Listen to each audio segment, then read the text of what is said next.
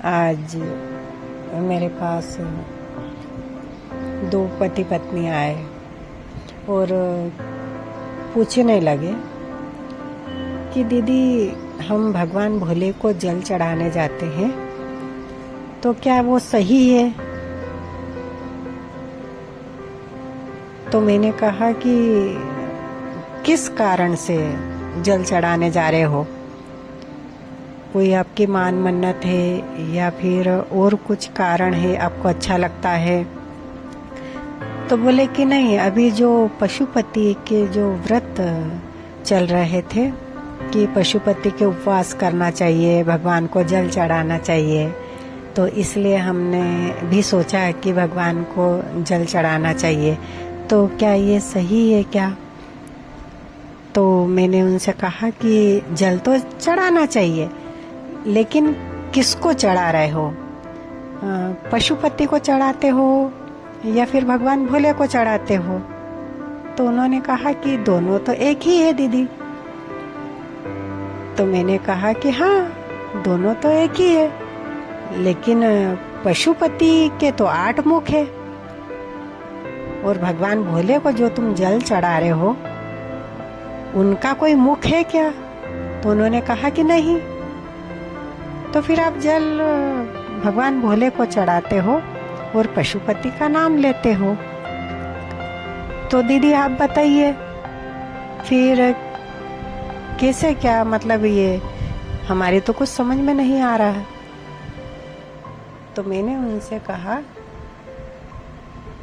कि समझने वाली बात काफी बड़ी भी है और गंभीर भी, क्योंकि जो पशुपति है उनके 8 मुख है। 8 मुख के साथ 4 मुख जो उनके ऊपर है वो पशु में आते हैं, और 4 मुख जो उनके नीचे हैं वो पति में आते हैं। जिसका पतन हुआ मुख से, जो भोजन हमने ग्रहण किया और ग्रहण करने के बाद में जिसका पतन हो जाता है, जो निकल जाता है, उसको पतन कहा जाता है।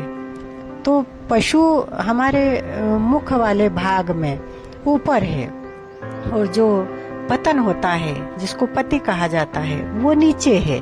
तो ये दोनों को पशुपति कहा गया है। जिसका पतन हुआ वो पति स्वरूप में पूजाता है, और जो भोजन ग्रहण किया वो पशु का नाम उसको कहा गया है।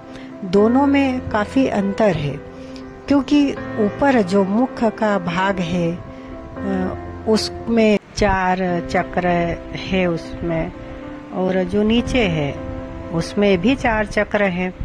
ऊपर वाले जो चक्र है उसमें अपनी नाक के 2 छिद्र, 2 आंखें, 2 कान और 1 मुख, इसको 4 चक्रों में बांटा गया है। इसीलिए इसको पशुपति का नाम दिया गया है। जो नीचे है जिसमें स्वादिष्टान चक्र, मूलाधार चक्र, मणिपुर चक्र और अनाहत चक्र, ये 4 चक्र है।